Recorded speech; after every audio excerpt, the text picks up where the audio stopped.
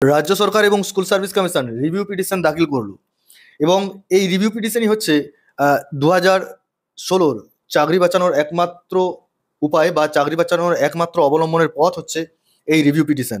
এই রিভিউ পিটিশনের কবে শুনানি হবে এ সম্পর্কে এখনো স্পষ্ট নয়। তবে এই যে রিভিউ পিটিশন, রাজ্য সরকার একদিকে যেমন রাজ্য সরকার, অন্যদিকে তেমন স্কুল সার্ভিস কমিশন, উভয়ের পক্ষ থেকেই কিন্তু এই রিভিউ পিটিশন দাখিল করা হয়েছে। আমরা যদি একবার ওয়েবসাইটে চলে যাই, সেখানে দেখতে পাবো রিভিউ পিটিশনের কেস নাম্বার। এই রিভিউ পিটিশনের কেস নাম্বারে তোমরা দেখো যে এখানে স্কুল সার্ভিস কমিশন ভার্সেস রিনা কর্মকার, এখানে এই রিভিউ পিটিশনটা দাখিল হয়েছে।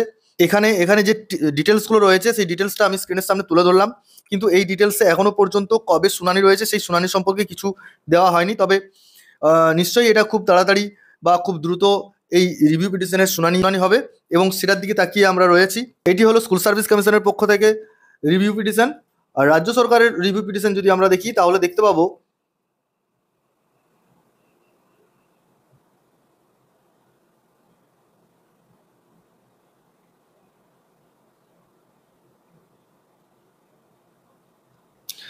স্টেট অফ ওয়েস্ট বেঙ্গল, এটা রাজ্য সরকারের পক্ষ থেকে রিভিউ পিটিশন।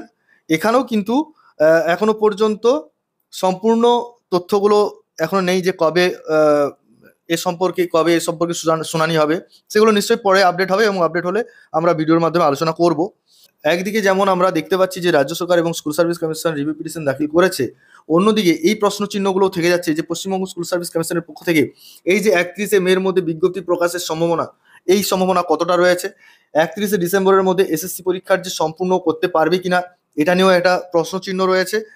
আর এই পরীক্ষায় কারা বসতে পারবে এটা নিয়েও এখনো পর্যন্ত সংশয় রয়েছে। আর একটা বিষয় সবসময় খেয়াল রাখতে হবে যে দীর্ঘ 10 বছর নতুন করে পরীক্ষায় বসতে পারেনি নতুন অ্যাসপারেন্টরা। হ্যাঁ, তো এখানে যদি নতুনরা বসার সুযোগ না পায় সেই নিয়োগ প্রক্রিয়াতে কি প্রভাব পড়বে, তো এই প্রশ্ন চিহ্নগুলো থেকে চলে আসছে।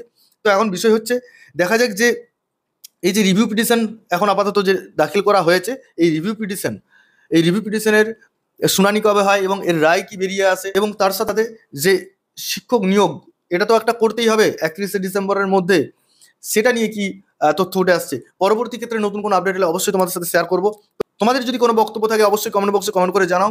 আজকে এই পর্যন্ত, পরবর্তী ক্ষেত্রে নতুন কোনো আপডেট হলে অবশ্যই তোমাদের সাথে শেয়ার করবো। সকলে ভালো থেকো, সুস্থ থেকো। এবার আজকের ভিডিও এখানে শেষ করছি। ধন্যবাদ।